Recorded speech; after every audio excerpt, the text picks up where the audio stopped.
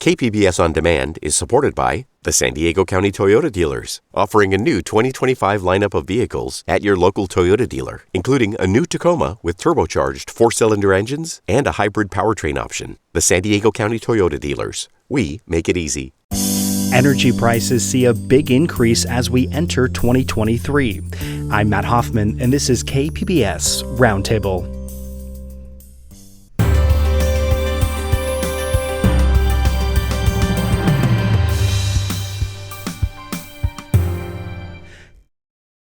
KPBS On Demand is supported by the San Diego County Toyota dealers, presenting the new 2025 Camry with refined design and performance. Visit your local Toyota dealer to learn more about all the features the new 2025 Camry offers. The San Diego County Toyota dealers. We make it easy.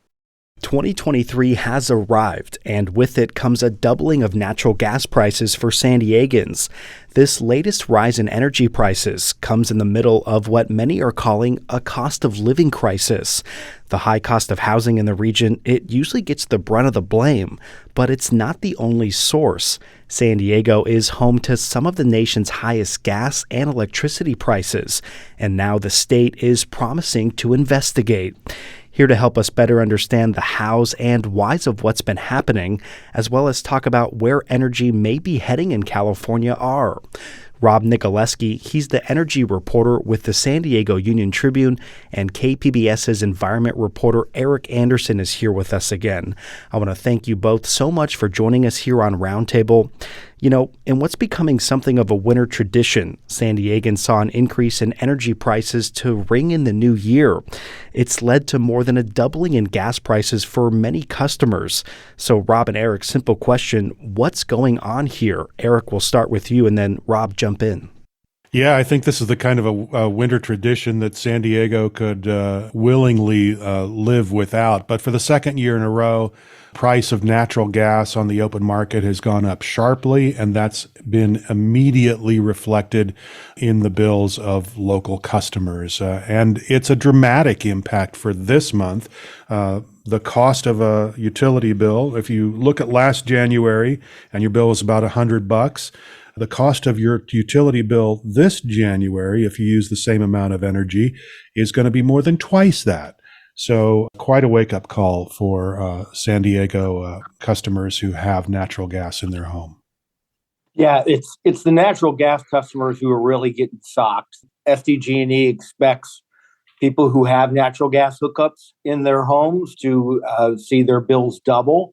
If you're just an electric customer, you will see an increase, but not nearly as dramatic. And Rob, it sounds like that the state agency responsible for overseeing public utilities is launching an investigation into these rising natural gas costs. Do we have any idea of what we can expect there? Well, the California Public Utilities Commission yesterday said that they're going to do an examination. They're going to take a look at the root causes of this spike in natural gas prices. I was talking to the director of the Public Advocate's Office, which is the independent arm of the CPUC yesterday. He says he doesn't see any evidence that there's any market manipulation, but they want to do an examination nonetheless. And also the California Public Utilities Commission and the Public Advocate's Office, they're looking at trying to get some people at least some short-term relief. And they're talking about moving the climate credits that natural gas customers get. Normally, it averages about $40 a year. Every year, natural gas customers get what's called a climate credit. The money comes from the cap and trade program that's done in California, and every utility across California does that. It comes out to about $40. Normally, it goes out in April, and they're talking about moving it up into the February billing cycle, so that could at least deduct $40 to $50 off people's natural gas bills. I know I'm definitely happy to see that credit on my bill when it comes, but we know that SDG&E says that they're just passing along the market cost of energy to consumers here. Eric, so generally, if they don't make money there, how do they? Well, they do a couple of things. First of all, they pay for gas, the market price of gas, which is where the big increase is during this month. And where that comes from is the utility buys the gas a year out. They put it on contracts, but the contracts are indexed. So it's not like they buy a set price a year in advance. They buy the contract with a price that's indexed to certain market measurements. And what happened is those indexes just like took off for a number of reasons here in Southern California, and that really shot up the price of gas. Where SDG&E makes their money is in the delivery fee, right? The infrastructure that they build. It's much like they do with the electricity bill. The infrastructure that they build, they get a certain rate of return on that. The delivery fees that they charge to bring the gas, the pipelines, all those things is where they make their money. Yeah, I just want to jump in there. Part of that infrastructure, that can be not just the delivery fees, but it's also the public purpose programs and other programs that sometimes the legislature tells the California Public Utilities Commission to direct the utilities to do. For example, like EV charging stations. If the utility in a given area of California, and SDG&E certainly is involved in EV charging stations, if they're going to start building EV charging stations, they get approval from the CPUC, they get a rate of return of about 9 or 10%. So that's a big reason why. That's a big reason how utilities are able to make money rather than through the actual commodity price of electricity or natural gas. And Rob, natural gas, it's measured in therms. Can you explain what exactly those are and how they fit into this big jump in prices that we're seeing? Basically, a therm is a unit of natural gas, a British thermal unit. Think of it as the same way that a gallon of gasoline is charged when you go to the gas pump as well. Like if you go to the gas pump, you're paying X number of dollars per gallon. That's basically what a therm is, only on the natural gas side. And both of you have been writing a lot about this. And Rob, in a recent article, you tackled one question that a lot of people have had. Why are gas rates increasing so dramatically in San Diego, yet the price of natural gas elsewhere in the country has been decreasing? I mean, sort of what's like the rub here? Well, it's a couple of things. Basically, California is kind of an energy island when it comes to natural gas, because we're separated by the Rocky Mountains and a large stretch of the desert down in the southwest. And so basically the natural gas that might be able to be delivered in other parts of the country has to go through California in rather constrained ways. Normally that's not a problem, but this time it has been. Also, a big factor is weather. While the weather here in California in the last month or so has been colder than normal, wetter than normal, people are cranking up their natural gas heating devices to heat their homes. And that leads to using more natural gas. That sinks inventories. While in other parts of the country, we got very cold in December and right around Christmas time, it's been unseasonably warm over large parts of the country. So in the inverse or the reverse of what's happening here in California, people are using less natural gas in other parts of the country. So from what energy experts tell me is that because one area of the country might have a lot of natural gas, doesn't mean that another area of the country, especially out in the West, California, Oregon, and Washington, doesn't mean that they're going to have a lot of natural gas. And talking about impact here, do either of you know how many natural gas customers we're talking about in San Diego, like maybe as opposed to solely electric? Well, San Diego Gas and Electric has roughly 3.7 million customers in their territory, in their region. And of those, about 905,000 also have gas in their house or residence. So it's about a third, a little bit more than a third of the customers have both gas and electric in San Diego County. But a thing to keep in mind here, too, is the trend line is away from gas.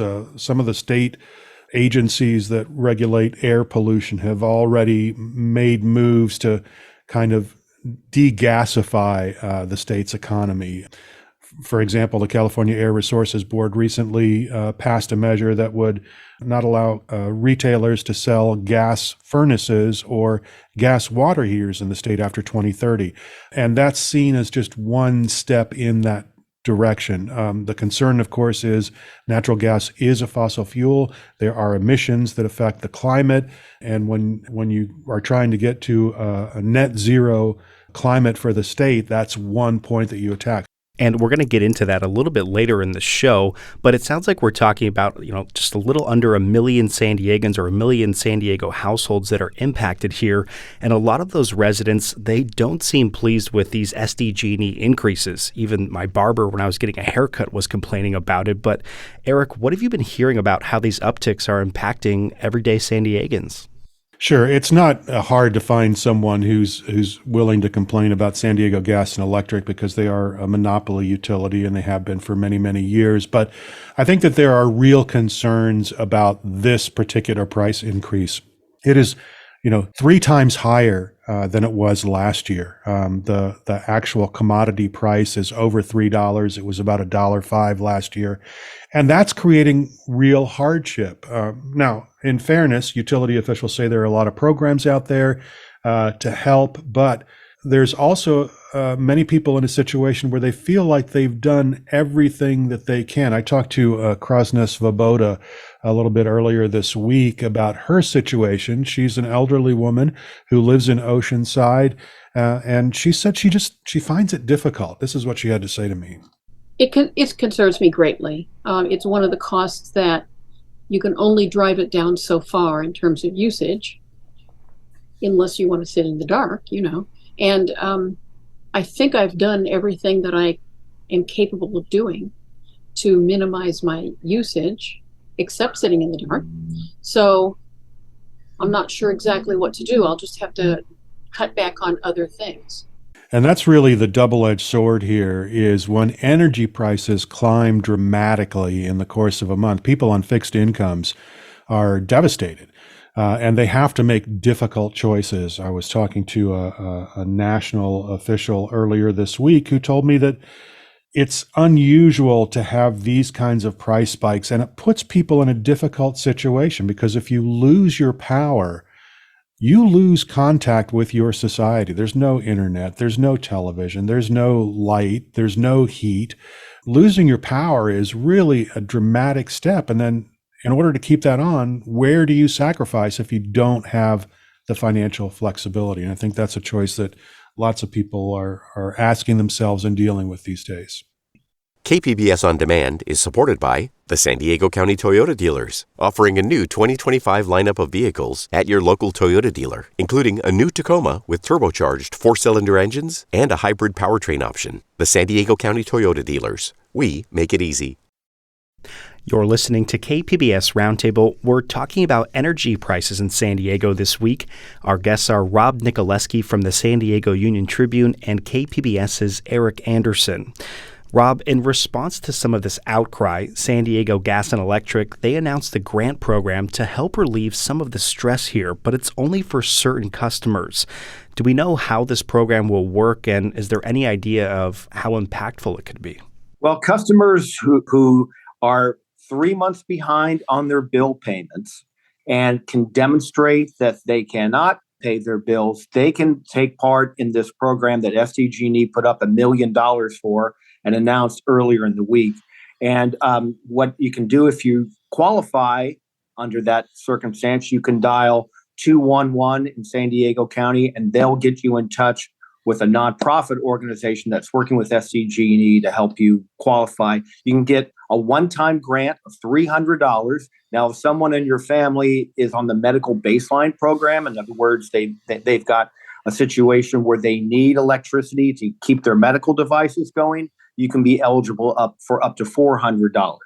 And I believe that they said that this was shareholder money. That's SDG&E, that is. I mean, are they sort of saying, hey, we're doing this out of goodwill and don't point the finger at us, like we're not the ones that are making these price increases? Yeah, I think so. I mean, these are shareholder dollars, $1 million rather than ratepayers dollars. So it's not. So this program is not coming out of ratepayers' expense. But I think also it's a drop in the bucket. It's a very small amount considering what the utility is dealing with.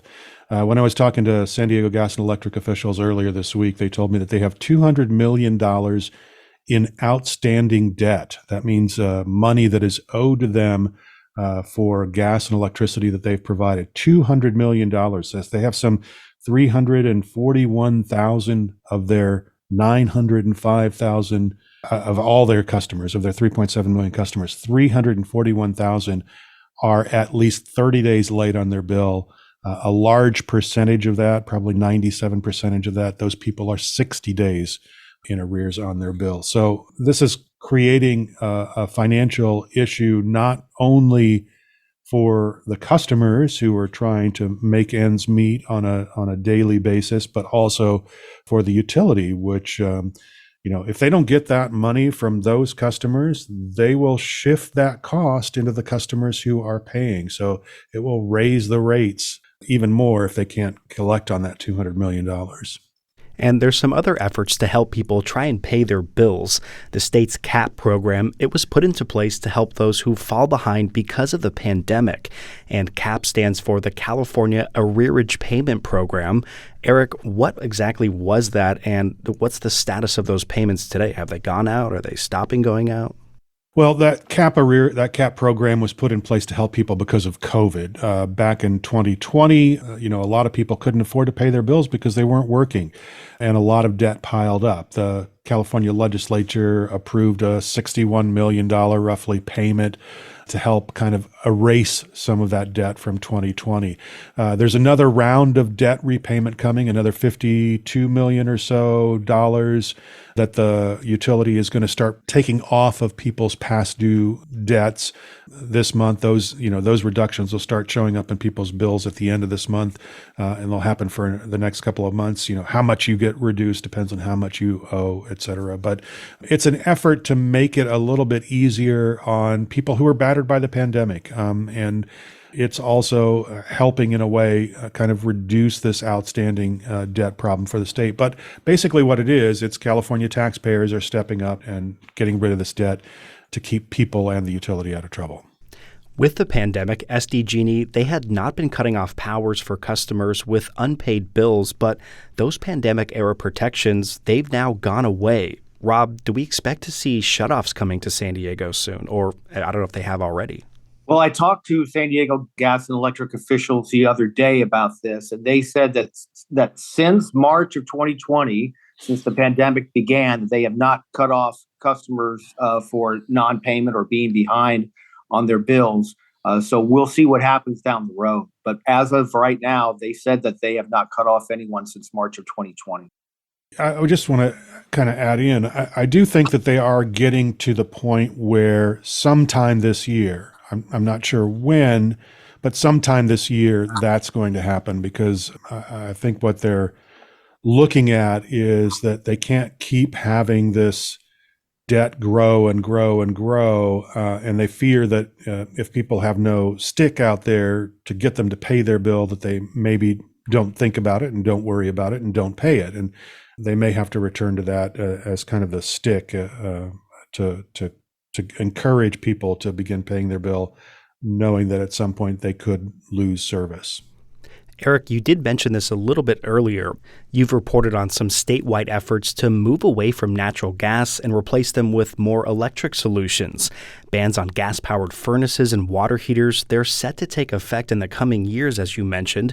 Do we know if this is part of a broader effort to move away from natural gas in California? Yeah, it is. And you look at some of the climate-related plans for the state, the efforts to move to net zero energy. This is a part of it. It's finding a way to get natural gas out of buildings that have it and finding a way to keep natural gas from being put into new buildings that are being built. There are a number of different municipalities around the state that have already said, if you build a new house in our community, we only want that house to be powered by electricity, no natural gas. And so it's definitely a trend in that direction. And because of the urgency of the climate crisis and the desire to get to that net zero goal, I think that you'll see momentum in that direction. And Rob, do you have any thoughts here? Yeah, that wouldn't surprise me, because California is certainly making that effort to go to more electricity and try to go to all electricity. California wants to derive 100% of its electricity by 2035 from non-fossil fuel sources, from sources that don't emit any carbon. But as Eric mentioned earlier, it's going to be hard to do that right now, because the facts are that the only other state other than California that uses more natural gas on a daily basis is Texas. natural gas is a major portion, a major source of electricity generation in California.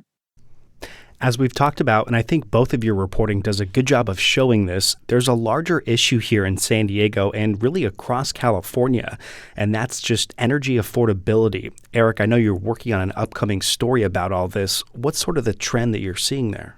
Yeah, I think this is a huge problem for not only the state of California, but the investor-owned utilities here in California as well.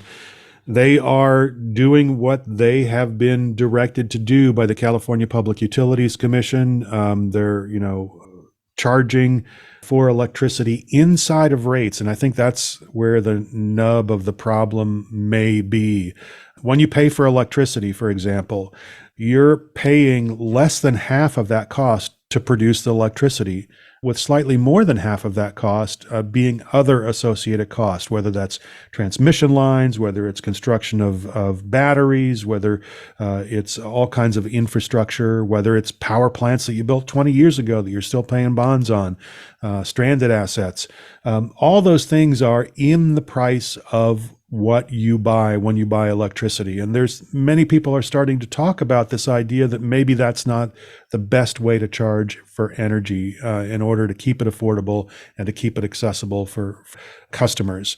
Utilities are pushing their version of rate reform. You've seen it a couple of times in some of the filings that SDG&E has made. They'd like to have a flat fee that's just like a connection fee, a demand charge like they do on the commercial side, and then add on the cost for use.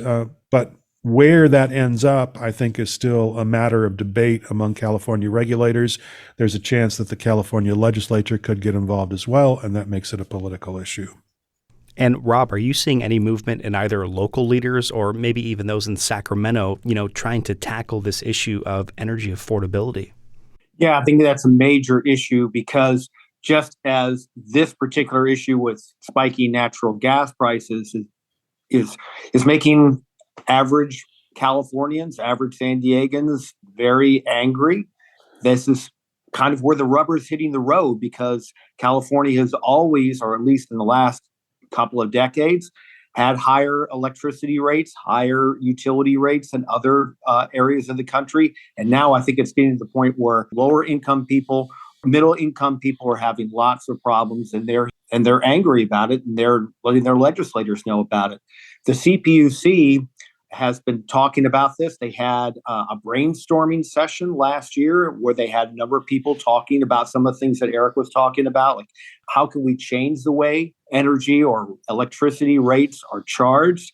One interesting proposal that came from some energy analysts from UC Berkeley would be taking the idea of just the electricity and separating that from other programs like public purpose programs, such as wildfire mitigation. SDG&E has spent about $3 billion on wildfire mitigation since the 2007 devastating wildfires, but that goes into rates. And there's the people at UC Berkeley are talking about, well, if we were able to separate and just have an electricity bill, an energy bill that is isolated into the energy sector and passing that on as the electricity bill, and these other public purpose programs like wildfire mitigation, EV charging stations, batteries, having that go through the state legislature and having those funded by the general fund rather than going through rates. That's been some of the debate that's